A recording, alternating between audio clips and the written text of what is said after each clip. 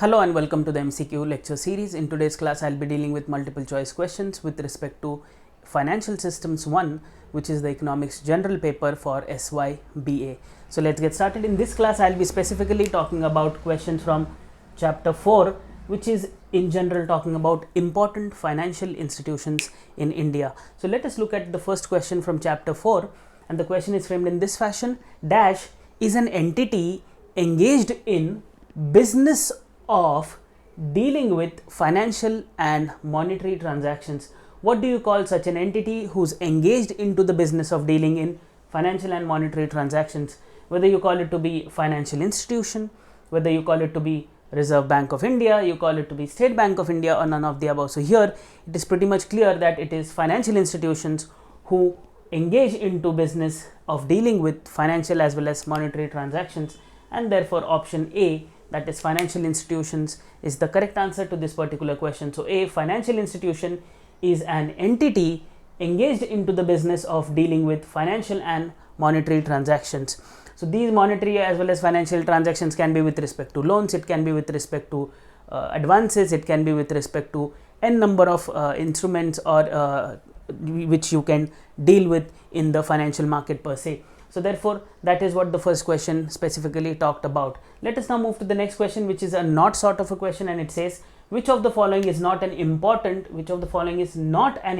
financial institution, and the underlying options are ICICI, then we have Exim, then we have LIC, and then we have none of the above. So here it is saying which is not an important. All these three are important: Life Insurance Corporation of India, Export Import Bank of India, and ICICI. So all these are important, and therefore none of the above is the correct answer to this particular question. I hope the question is pretty much clear. Yeah. So let us now move to the next question, which is talking about which of the following highlights the importance of financial institutions in an economy. Importance of financial institutions in an economy. And the underlying options are allocation. It helps in allocation of resources. It provides wide range of banking services. It also helps in economic development by providing loans and advances. So all these three things are in a sense talking about the importance of financial institutions in any economy per se, because it obviously helps in allocation of fuller utilization of the available resources. Thereafter, it provides a range of banking services to both institutions as well as individuals, and it also helps in economic development by providing loans and advances.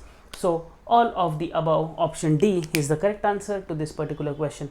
I hope the question is pretty much clear. Let us now move to the next question, which is talking about which of the following are examples of important all India development banks. All India development banks. So the first option is IDBI, that is Industrial Development Bank of India. Then we have SIDBI, that is Small Industrial Development Bank of India. Then we have IFCI, and then we have all of the above. So here all of the above is the correct answer, because all these three things, that is Industrial Development Bank of India, that is IDBI, SIDBI, as well as IFCI, all these are in a sense all India development banks in India, and therefore option D is the correct answer. I hope the question is pretty much clear with respect to all India development banks. Yeah, let us now move to the next question, which is talking about which of the following are investment institutions in India. Investment institutions, and the underlying options are LIC, that is Life Insurance Corporation of India, GIC, General Insurance Corporation of India, UTI, that is Unit Trust of India, and all of the above. So here all of the above is the correct answer, because all these three things, that is Life Insurance Corporation of India, General Insurance Corporation of India, or the Unit Trust of India, are all in sense investment institutions in India, and therefore option D, all of the above, is the correct answer to this particular question. I hope the question is pretty much clear. Investment institutions, all India development banks. I hope you can make out the distinction when you read it carefully. The next question, let us move to the next question. It is a long form sort of a question. What is the long form of GIC? I just now told you the long form of GIC. Let us look at the underlying options available to us. The first is General Insurance Corporation of India. Second is General Investment Company of India. Third is General Inflation Company of India, and D, none of the above. So here in this question I have told you that GIC means General Insurance Corporation of India, and therefore option A here is the correct answer. General Insurance Corporation of India, GIC, that is the long form. It is very easy to score marks when the questions are in this fashion. You just have to remember what does GIC stands for.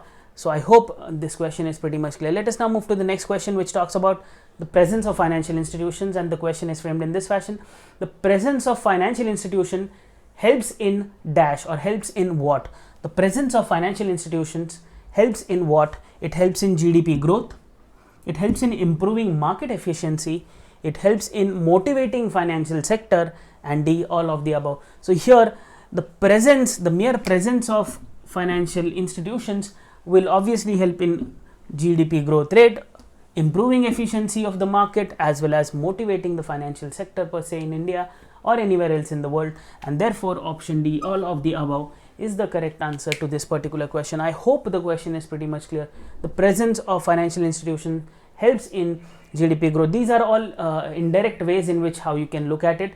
Yeah, there's a long process of how financial institution helps in growth, or how it helps in improving efficiency of market, how it motivates financial sector, but in indirect sense all these three things are happening, and that is why we are taking this option, option D, all of the above, as the correct answer.